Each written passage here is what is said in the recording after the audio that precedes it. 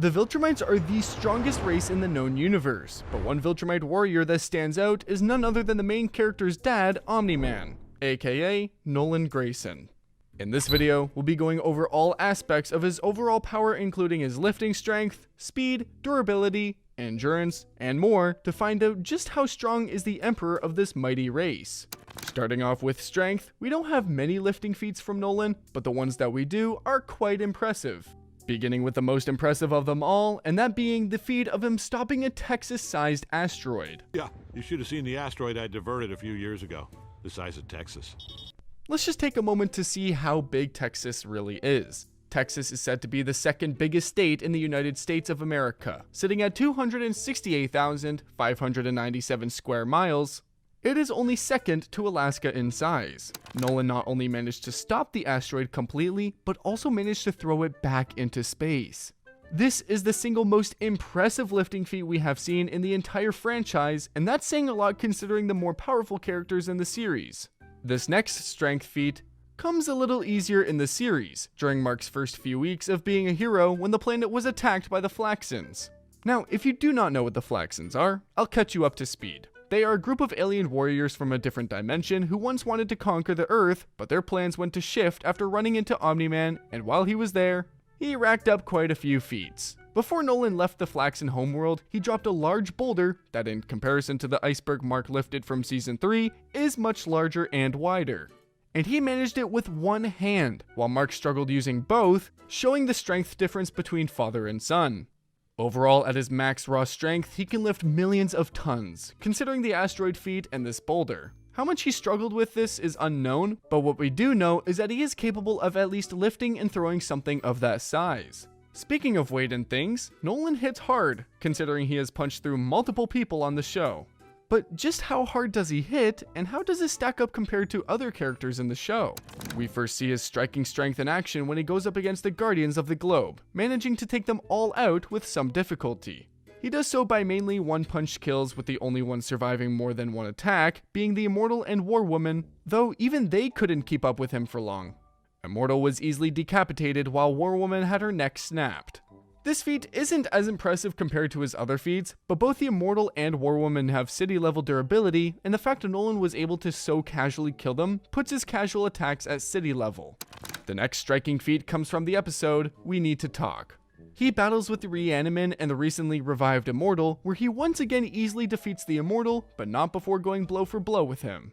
Later in the episode, Nolan beats Mark all over the planet, including knocking him through multiple buildings, killing thousands in the process. And by this point, Mark is nearly able to contend with the heavy hitters of Earth like the Immortal and Bulletproof, putting his stats on their level, which is city or country level, depending on how much they hold back. But coming back to the episode, Nolan's beating left Mark near dead. His face was disfigured, teeth missing, and whatever else you can think of. Which once again puts his base striking strength at city level. And his feat of splitting a mountain with a casual punch on a heavily injured Mark makes his attack potency go even higher. But if all of that wasn't enough, about halfway through Season 2, we finally see Nolan again after he abandoned his post and went to live in exile. The Viltrumites found out about his whereabouts, sending 3 agents to arrest him. Your father will be executed. Those 3 agents being Lucan, Thula, and Vidor. Vidor was killed by having his skull split, Lucan's guts were spilled out, and Thula had her jaw smashed open. Viltrumites play very rough. Getting back to striking strength, Nolan was strong enough to smash Thula's entire lower head, while Mark could only give her a few bruises and scratches. Which sounds underwhelming, I know, but hang in there. It's a good feat due to the fact that this was when Mark was able to surpass the Immortal, who as we just discussed could definitely give a fatigued Nolan a few good hits. Thula was perfectly fine after taking multiple country level attacks, and Nolan almost killed her in 2 hits with little to no effort. Unfortunately, that's all we see of Nolan in Season 2, making his return to the series in Season 3, where he is imprisoned by the Viltrumites and waits for his execution ritual. For a test of strength, Nolan was forced to defend himself against an unnamed alien species that works for the Viltrumites. For the test, they attack him from all angles with laser guns. Once he succeeded in taking down the alien soldiers, he was inspected by General Craig and he passed the fitness test, ultimately being sentenced to death. It seems you've passed inspection, finally fit for your execution. While there, Battle Beast and Alan interrupted the ceremony right before Nolan was killed. Alan eventually convinces Nolan to help him by allowing the Executioner to get a few hits in and not fighting back, similar to how Nolan reacted on Thraxa, but less rage and more protection. Nolan breaks free of his restraints and goes blow for blow against the Viltrumite while being fatigued and injured. Eventually he gets overwhelmed, but it's only because he was badly beaten before and we have constantly seen him being worn down. This is a good feat for two reasons. One, the Executioner was able to make Alan bleed casually, while Anissa with her full might did 0 damage.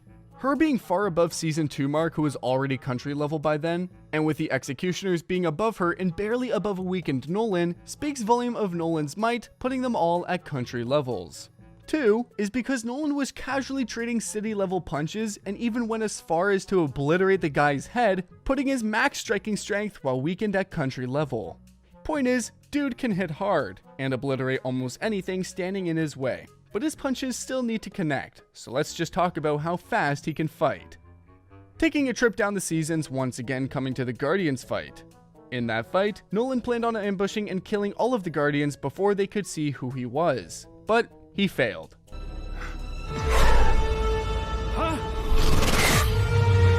And that's due to Red Rush, who was not only able to react to Nolan, but also outspeed him on every punch he threw. A lot of people say if Red Rush stayed on defense, then the Guardians would have won, and I agree 100% due to the simple fact that Red Rush is just built for speed. It's like a flash type thing, but this isn't an anti-feat for Nolan, just pointing out the difference between his travel and battle speed, unless you believe Red Rush battle speed is much faster than light, which I wouldn't argue against honestly. But ultimately, Red Rush was caught and killed, so there's that. But that doesn't really speak for Nolan's battle speed as much as I wish it did. Nolan was only able to grab Rush because he predicted his movements as he was doing the same punches back and forth for some odd reason. Meaning he can't necessarily move as fast as Red, but he's fast enough to predict his movements and counter.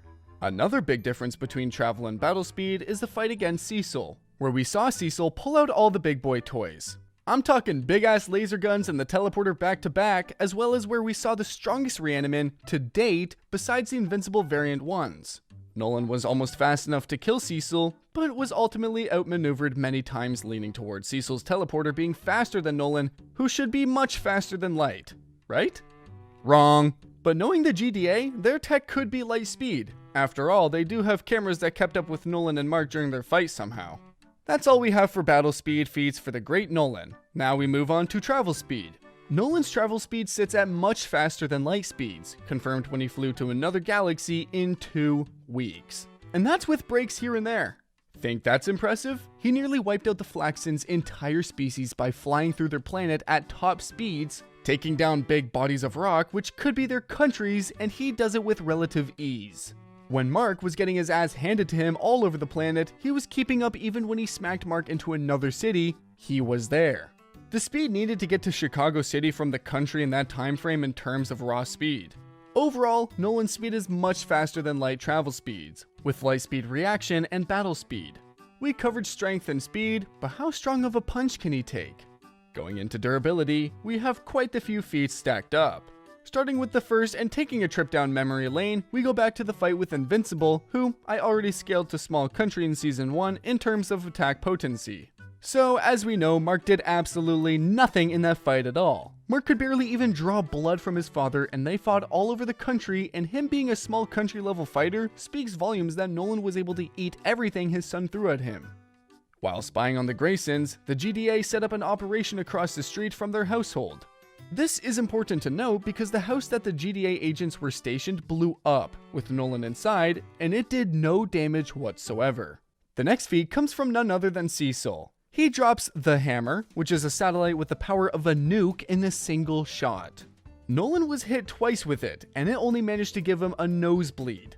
He flies straight into it, smashed its bits even after taking it full force twice back to back. While this durability feat isn't Nolan's, he is directly upscale from it due to being better in every stat against this character. Mark was able to no-sell a nuke to the face, just like Nolan no-sold the Hammer the first time, as well as direct upscale from Mark surviving a city-busting attack against Conquest. Going on to the next durability feat, which comes from an alternate universe in which Nolan was ultimately killed by experimental bombs that took out most of Europe. To me, the most impressive durability feat for Nolan is surviving the gravitational pull of a black hole.